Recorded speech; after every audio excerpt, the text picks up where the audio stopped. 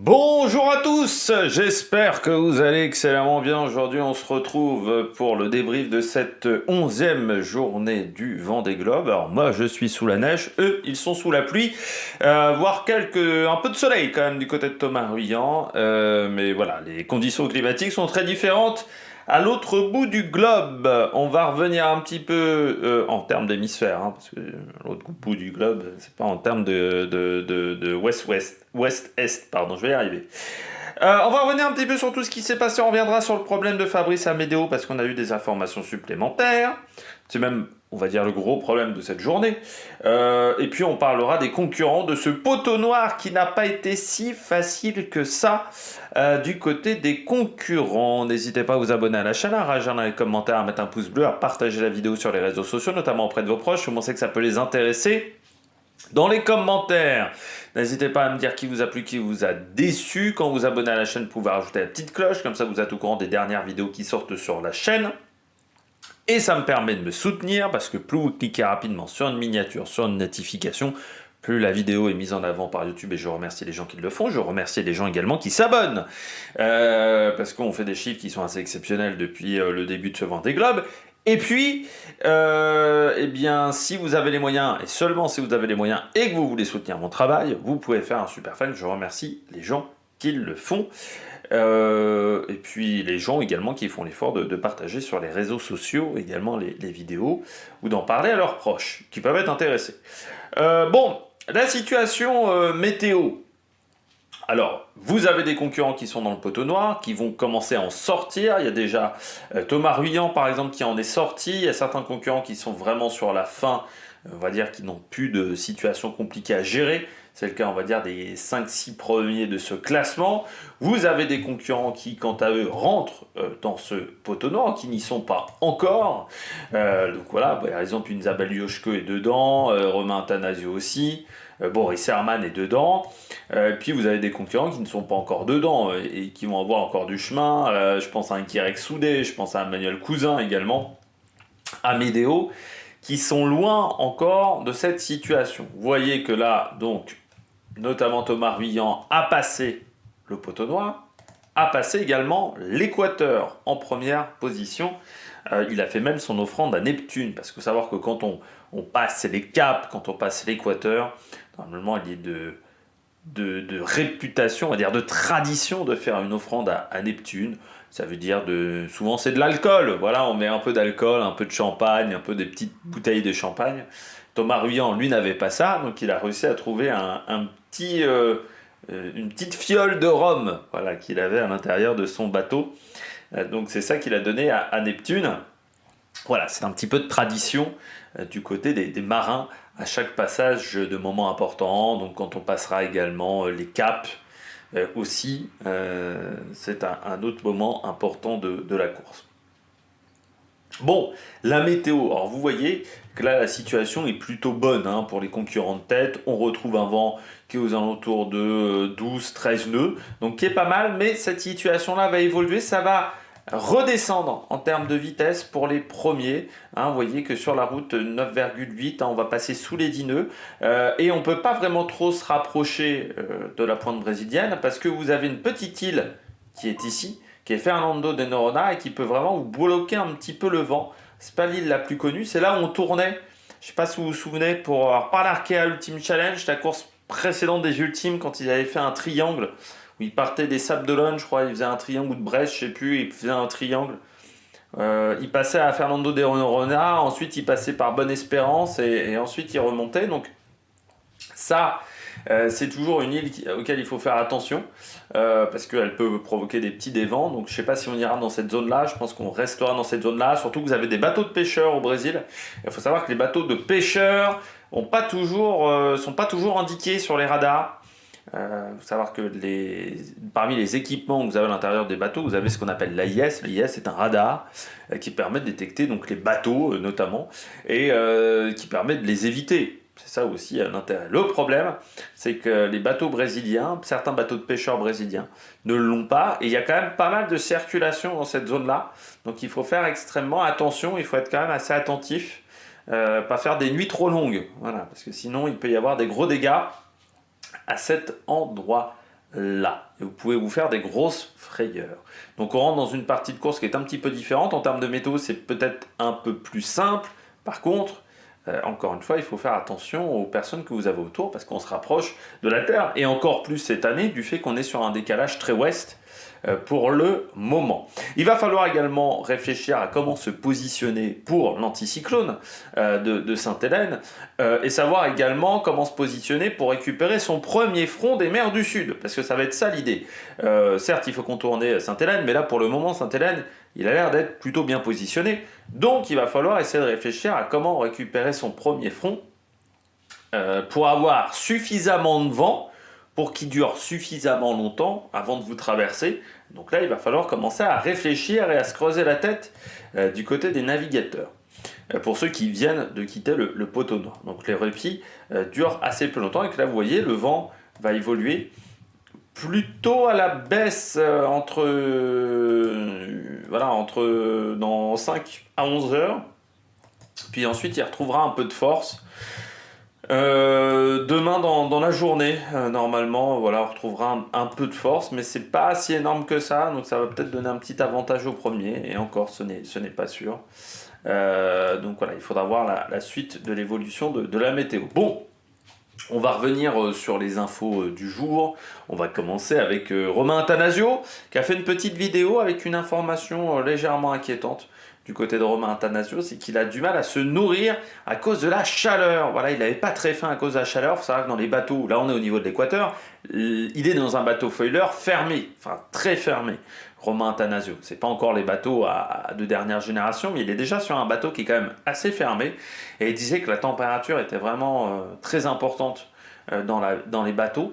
Et comme le soleil tape aussi, parce qu'on est au niveau de l'équateur, donc c'est très compliqué de gérer ça, et que lui il avait un peu du mal, voilà, donc il avait tendance à peu manger. Ça veut dire qu'il faut faire attention, parce que moins vous mangez, moins vous avez de calories, le cerveau a quand même besoin de calories pour fonctionner, donc c'est-à-dire que vous allez peut-être avoir des petits soucis de lucidité, faire des petites erreurs stratégiques, donc il faudra faire attention du côté de Romain Attanasio.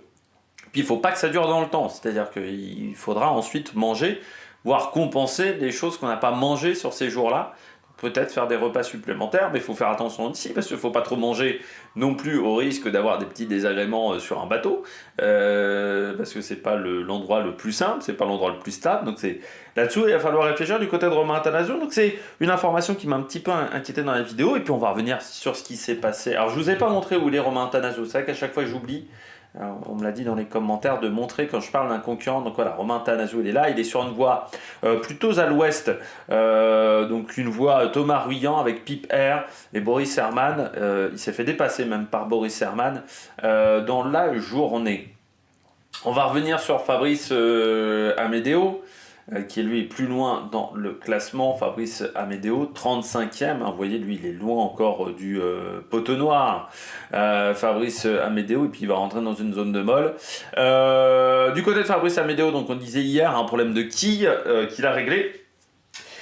Problème des quilles en fait qui s'est déroulé en 2 temps du côté de Fabrice Amedeo, c'est qu'au départ il avait un problème technique qu'il devait réparer depuis 4-5 jours, c'était pas un gros problème, il devait restratifier une zone à côté de sa quille, à côté de son support de vérin de quille. Donc vous avez le vérin qui permet à la quille de basculer, ce vérin est rattaché au bateau par un support.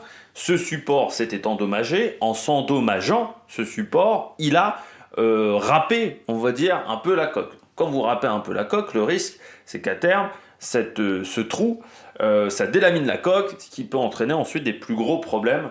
C'est comme quand vous avez une petite rayure sur votre voiture. Au bout d'un moment, si la peinture s'est enlevée sur votre peinture, au bout d'un moment, ça peut rouiller au fur et à mesure du temps. Donc pour éviter que ça rouille, il faut refaire de la peinture, il faut refaire un peu de carrosserie. Là, c'est un peu ça la stratification, c'est de refaire un peu de carrosserie sur le bateau. Donc c'est ça qu'il a effectué.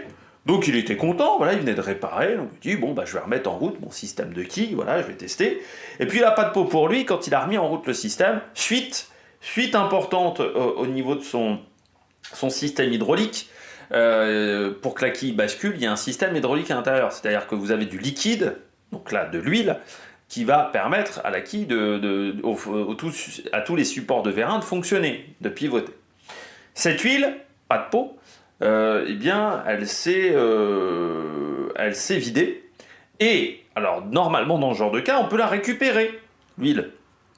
Parce qu'on n'a pas de tube d'huile, on n'a pas 50 kilos d'huile, enfin litres d'huile dans le bateau. Vous, dans votre voiture, si ça vous arrive, bon, vous rentrez chez un garage, ils vous remettent de l'huile dans votre moteur. Là, c'est pas possible, on peut pas embarquer autant d'huile, surtout que l'huile, à une époque, moi j'avais de l'huile dans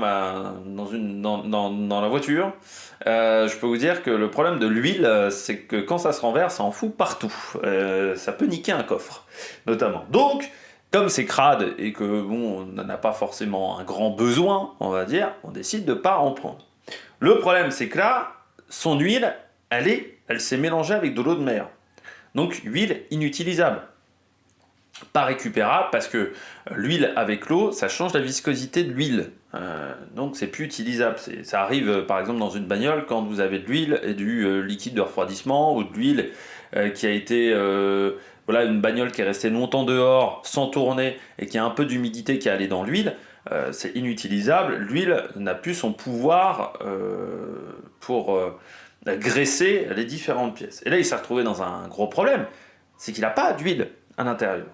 Donc, ce qu'il a fait, c'est qu'il a fait un mélange avec de l'huile de son moteur à l'intérieur de son bateau. Il a utilisé également l'huile de l'inverseur. L'inverseur, c'est la boîte de vitesse du moteur. C'est-à-dire que sur un moteur, je crois qu'il y a des moteurs de moto. Je crois la Goldwing, par exemple, est équipée d'un inverseur. Ça, en fait, c'est ce qui permet de passer de la marche avant à la marche arrière. Sur les voitures classiques, vous avez voilà, faut passer la marche arrière qui est sous la 5e, ou à l'avant, encore, sur certaines voitures. Des fois, on utilise un inverseur. Ceux qu'on joue à Crazy Taxi sur Dreamcast ou sur d'autres, vous savez, c'est passer de marche avant en marche arrière. C'est un peu le système d'un inverseur dans Crazy Taxi. Bah là, c'est un peu la même idée. C'est-à-dire qu'il faut passer, c'est un système qui permet de passer de la marche avant à la marche arrière.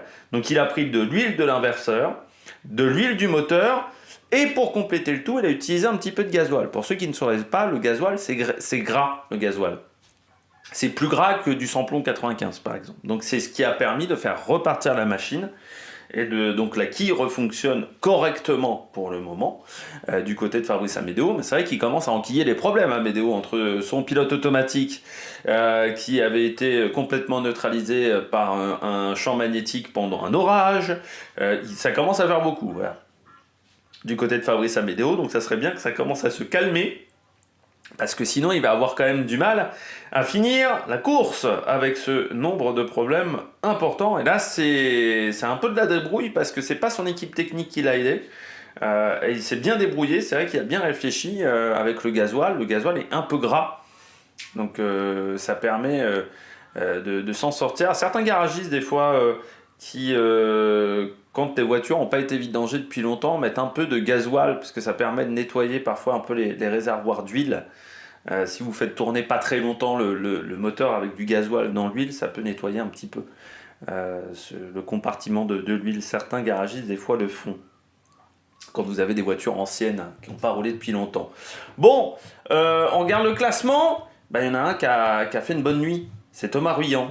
Thomas Ruyant, très bonne nuit, en tête désormais de la course. Alors comment il est passé en tête de la course? Parce que vous allez me dire, sur la journée d'hier, 252 000, bon c'est déjà un peu plus que Sam Guccia avec ses petits camarades, mais comment il a réussi à prendre 25 000 d'avance quasiment sur Sam Guccia? Et encore, il est décalé par rapport à la route idéale, en réalité il y a un peu plus, hein. Je dirais qu'il y a une soixantaine de milles en latitude d'écart entre les deux. Bon, et bien Thomas Ruyant, c'est cette nuit qu'il a eu un avantage. En fait, on avait hier une carte satellite du poteau noir. Entre 14h et 22h, la situation a changé du côté du poteau noir. Donc une situation qui semblait pas extrêmement bonne pour Thomas Ruyant, pas avantageuse, est devenue avantageuse. Parce que vous vous souvenez hier, quand je vous avais montré la carte satellite, il y avait un petit corridor sans nuages. Ce corridor s'est refermé. Pas de chance en plus, quand il s'est refermé ce corridor, ça a été des nuages encore plus importants. La plupart des concurrents qui étaient derrière Thomas Ruyant ont visé ce corridor, qui étaient derrière Sam Guccia ont visé ce corridor. Sauf que ça a changé complètement du tout au tout. Et ils se sont retrouvés avec une stratégie perdante. C'est le problème du poteau noir, c'est que c'est un peu de la loterie quand même de temps en temps. Des fois, il faut avoir un petit peu de chance. Thomas Ruyant a eu cette chance, il l'a provoqué aussi parce qu'il fallait prendre cette voie ouest qui n'était pas forcément la plus intéressante à un moment. Et lui, on peut le dire qu'il l'a pris d'entrée cette voie ouest. D'entrée, il s'est dérouté de cette route quand la situation se compliquait avec la zone de Molle. Et il est resté sur ce chemin-là, il n'a pas décidé de rebifurquer. Donc bravo Thomas Ruyant. Parce que ça a payé et ça lui a permis de prendre une petite avance, surtout pendant la nuit. Hein. C'est pendant la nuit que l'écart s'est fait et qu'il a réussi à aller bien plus vite que ses petits camarades. Là, désormais, ça commence un petit peu à se stabiliser, même si sur les 4 dernières heures, il a parcouru 68 000 contre 49, une cinquantaine de mille pour la plupart de ses adversaires. Mais je dirais que ça s'est stabilisé en termes d'écart. C'est surtout cette nuit où ça s'est fait du côté de Thomas Ruyant. Deuxième, Sam Goodchild. Donc, très bonne journée pour Vulnérable, hein, pour le moment, pour le team Vulnérable. 1 et 2 avec Sam Goodchild, donc sur l'ancien bateau de Thomas Ruyant, bien qu'il continue à avoir une bonne vitesse. Alors oui, il a été ralenti dans le poteau noir, hein, c'est vrai que lui, la route était pas mal fermée en plus sur sa trajectoire, mais comme ça s'est aussi fermé sur ses camarades, il a gardé son avance par rapport à un Sébastien Simon, par rapport à un Johan Richomme, par rapport à un Nicolas Lundven, alors que il pensait plutôt prendre l'avantage. Ces concurrents-là pensaient plutôt prendre l'avantage sur Goodchild, donc il s'en sort bien, Goodchild, dans ce poteau noir. Il ne s'est pas empêtré dedans. Sébastien Simon, troisième, ça a été plus compliqué pour Sébastien Simon. Il pensait plutôt avoir la bonne trajectoire, la bonne stratégie. Sébastien Simon, sauf que pas de chance pour lui, hein, le vent a un petit peu changé de direction, il s'est retrouvé dans des zones beaucoup plus calmes, avec des grains beaucoup plus forts, donc quand il y a des grains, souvent il n'y a pas de vent, et donc ça s'est complexifié.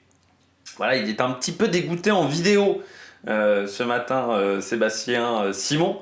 Donc voilà, il était un peu déçu, voilà, très clairement, parce qu'il pensait avoir la bonne trajectoire, et puis le poteau noir, qui est toujours intransigeant, ça s'est durci devant lui au niveau des conditions, donc dommage, voilà, pour Sébastien Simon. Et puis Charlie Dalin, qui lui, on l'avait dit, avec son bateau polyvalent, ça devait plutôt bien se passer, il est remonté, il a gagné des positions, Charlie Dalin, désormais 4e devant Nicolas Lundven, donc ça se passe plutôt pas mal pour Charlie Dalin, qui était top 10 hier, qui rentre désormais dans le top 5, qui était plutôt satisfait de sa nuit. Il le disait, hein, le poteau noir n'a pas été simple, l'entrée du poteau noir n'a pas été simple, par contre la sortie, plus facile que l'entrée, donc c'est ce qui permet à Charlie Dalin de bien s'en sortir. Et puis on retrouve Nicolas Lundven, toujours là, hein, Nicolas Lundven, avec son Holcim PRB, un bateau qui est efficace, hein, dans beaucoup de conditions. Et c'est pas un mec qui a fait beaucoup de poteaux noirs, Nicolas Lundven. Donc pour un mec qui était peut-être pas forcément le plus expérimenté de la flotte dans les poteaux noirs, ça s'est plutôt très très bien passé. Et puis Justine Métro, belle course également pour le moment de Justine Métro, qui était bien remontée hier, mais qui a devancé Samantha Davis, Clarisse Kremer, parce que les trois étaient quasiment côte à côte hier. Et bien là, aujourd'hui, si on va sur Justine Métro, hop, ici, elle a mis une petite marche sur ses petites camarades. Hop, hop, voilà, vous voyez, trentaine de mille quand même dans la journée. Donc c'est pas mal, hein. Justine Métro, elle est allée à 204 000 dans la journée contre 194 et 177 surtout sur Clarisse Kremer. Donc elle qui était derrière ces deux comparses, remonte dans le classement et puis remonte quasiment en porte du top 5. Et ceux qui s'en sont un peu moins bien sortis, alors c'est pas Bestaven et Bayou qui sont toujours, on va dire, sur leur rythme. J'ai l'impression qu'ils regardent assez peu les adversaires, même les deux, ils restent dans leur schéma de course, ils font leur petite course. Voilà, et donc 187 000, Bestaven 190 000, donc c'est pas mal.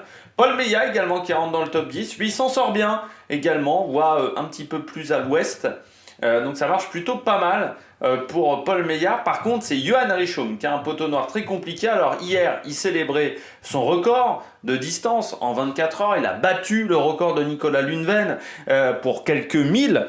À 11h, hein, le record n'était pas battu. Il a été battu à 12h50. Voilà, entre 12h30 et 12h50. Ça a été annoncé sur le site du Vendée Globe. Moi, j'enregistre à 11h, donc j'avais un petit écart.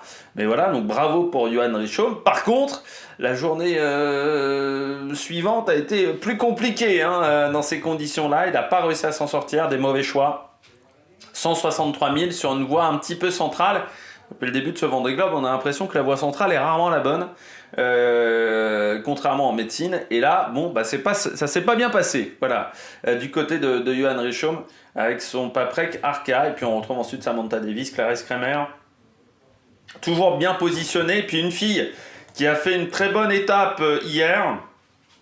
Enfin, étape, c'est plutôt, si on parlait de Dakar, une très bonne journée. C'est Pipe Air, elle aussi, sur la trajectoire de Thomas Ruyant. Donc on voit que c'est la bonne trajectoire. Eh bien, elle remonte, elle grappille sur ses petits camarades qui sont un petit peu plus à l'est. Et là, vous voyez qu'elle est à 14 nœuds, quasiment 15 nœuds de moyenne. Si on compare à un Paul Meillat qui est un nœud en dessous. Jérémy Bayou également, et un Johan Richomme qui lui est bien plus lent, quasiment 2 nœuds, 3 nœuds d'écart. Donc ça se passe très bien pour le moment pour Pipe Air, donc sur la bonne trajectoire. Et vous remarquerez également que c'est la même chose pour Boris Herrmann qui est bien remonté dans le classement, plus que 124 000 de retard, hein. Hier il était bien plus loin, Boris Herrmann, là aussi 12 nœuds de moyenne. Et une bonne journée hier à 266 000, c'est quand même loin des 304 000, quasiment 305 000 parcourus par Pipe Air. Donc excellente performance sur son médaillard de Pipe Air, mais bon on sait, hein, son dernier Vendée Globe sur un bateau, l'ancien bateau de Michel Desjoyeux, avait été très performante. C'est une fille qui sait s'en sortir en termes de stratégie. Alors, c'est pas forcément la skippeuse qui va taper le plus dans le bateau, qui va attaquer le plus dans le bateau. Par contre, elle sait très bien s'en sortir en termes de tactique. L'expérience, hein, je rappelle Pipe Air, navigatrice professionnelle sur les croisières. Donc, elle connaît très bien la mer. Elle a beaucoup d'heures de navigation.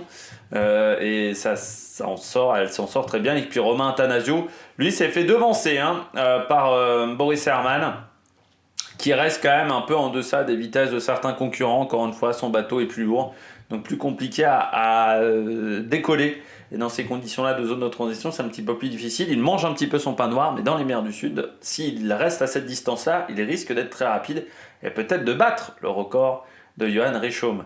Romain Attanasio, donc voilà, pour le moment à 280 000, donc c'est pas si mal, parce que vous voyez qu'il est dans les eaux de Boris Herrmann, mieux qu'un Benjamin Dutreux ou qu'un Damien Seguin. Donc ça se passe plutôt pas trop mal. Oui, journée compliquée également pour Benjamin Dutreux. La méditation n'a pas fonctionné, elle n'a pas permis d'avoir des conditions de mer meilleures. Il est un peu empêtré lui aussi, hein, comme Johan Richomme, sur une voie où il y a peu de vent pour le moment. Et j'ai l'impression que Benjamin Dutreux, il fait l'élastique depuis le départ quasiment avec ce groupe de tête. C'est-à-dire qu'il arrive à revenir et puis derrière il y a une situation météo qui est pas bonne, il y a une erreur stratégique, donc il se reprend 100 000 dans la gueule et il a du mal à être à moins de 100 000 de retard de la tête de course depuis le départ. Il est souvent dans ces eaux-là, donc c'est dommage, mais surtout Paul Meillat lui est passé devant parce que lui il a réussi à rectifier le tir et Pipe Air également. Donc ce qui fait qu'au classement, il se retrouve un peu loin, mais vous voyez quand même que pour rentrer dans ce top 20, faut être un sacré navigateur, parce que le top 20, c'est que des grands noms pour le moment. Il n'y a pas de concurrents inconnus au bataillon. Dans ce top 20, ça vous montre la densité quand même de ce Vendée Globe en termes de préparation de bateau, mais également en termes de navigateurs, parce que faut être forcément dans un gros team pour le moment pour rentrer dans ce top 20. Bon, on retrouve ensuite Damien Seguin avec Romain Attanasio. Pour l'instant, Louis Burton, ça va pas hyper vite. Alors hier, il fait 311 000, donc c'est aussi rapide, je dirais, que Pipe Air. Mais il a du mal quand même à aller un peu plus vite que 12-13 nœuds de moyenne. Alors c'est peut-être les conditions météo également qu'il faut ça. Parce que là, c'est vrai qu'il a peu de vent en ce moment, Louis Burton. Il avance quand même à 12 nœuds. C'est-à-dire quasiment 3 fois la vitesse du vent que l'on a à cet endroit-là. C'est-à-dire que les données de vent ne sont pas forcément fiables. Mais ouais, pour lui, Burton, je ne sais pas trop comment me positionner. C'est-à-dire, je ne sais pas si c'est excellent ou si c'est correct, sans plus. Voilà, j'ai du mal à me positionner. N'hésitez pas à le marquer dans le commentaire si vous trouvez ça exceptionnel. Et puis Isabelle Yoshke. Qui est là. On n'a pas trop parlé des non-foilers, mais parce que la situation elle n'est pas évidente. Il y a une différence de vitesse pour les bateaux sans foil. C'est le cas pour Jean-Lucas qui, avec cette voie est, est obligé de redécaler dans l'ouest, mais forcément il perd beaucoup de temps. Vu qu'il avance pas très vite, seulement 135 000 de parcouru en 24 heures. Donc c'est pas exceptionnel, c'est pas plus facile pour Conrad Coleman, mais qui a un peu plus de vent. Donc lui il est à 265 000, donc il arrive à limiter la casse par rapport à ses petits camarades. Sauf que comme il est décalé très à l'est, il va perdre forcément des places au bout d'un moment, parce qu'il est encore plus à l'est encore une fois que Jean Le Cam pour le moment. Et puis sinon sur les voies un peu plus classiques, eh bien Louis Duc fait une belle journée. Et passe devant Benjamin Ferret, devant Tanguy Le Turquet, devant également Antoine Cornic, devant Violette d'Orange aussi. Donc très bonne journée de Louis Duc avec quand même quasiment 300 000 parcourus. Donc c'est pas très loin du score de Pip Air, donc vraiment très bien. Et puis Tanguy Le Turquet juste derrière, là aussi sur des belles vitesses pour les deux, sur une voie encore une fois un petit peu plus à l'ouest qui a l'air d'être efficace. On voit que Manuel Cousin également fait une très belle journée, quasiment le score de Pip Air, 309 000 avec une voie plus à l'ouest. Et on voit qu'une Violette d'Orange par exemple qui est ici a passé une journée plus compliquée avec 266 000. Ça reste quand même des bonnes moyennes pour ces bateaux-là, pour des non-foilers, mais on voit que Benjamin Ferret lui a été un peu plus en difficulté. Et puis celui qui a du mal à s'en sortir pour le moment, c'est Antoine Cornic, qui a perdu beaucoup de place. Antoine Cornic, là, ces dernières 48 heures, même 72 heures, c'est le plus compliqué. Voilà, lui qui faisait une bonne course, là, c'est un petit peu plus difficile pour lui à côté de Fabrice Amédéo. Et puis, le galérien, c'est toujours Alan Roura, avec Giancarlo Pedoté, les deux sont en grande souffrance malgré le fait qu'Alan Roura ait fait 315 000. Il a perdu tellement de temps à un moment avec cette stratégie centrale qui se retrouve quand même très loin, parce qu'il est Alan Roura, il est à 305 000 derrière Guerec Soudé. Donc voilà, et puis Giancarlo Pedoté, c'est pas beaucoup mieux. Et les deux ont pris 300 000 de retard, donc c'est énorme pour le moment dans cette situation-là. Bon, on regarde un petit peu la tête de course avec la météo. Je voulais juste vous signaler du côté de la météo qu'on rentre dans des zones au niveau du Brésil où la météo n'est pas toujours fiable. Sur les dernières courses, les dernières éditions du Vendée Globe, souvent il y avait des grosses différences entre la réalité et le schéma météo qui a été proposé aux concurrents. Donc il faut se méfier. Vous voyez que la température est très chaude. On est pas loin de 28 degrés, donc dans les cockpits c'est très compliqué. Température de l'eau qui n'est pas beaucoup plus fraîche non plus. Et puis au niveau des vagues, il y a un peu plus de mer, mais ça reste raisonnable. Après, la mer, vous voyez, n'est pas dans l'axe des bateaux.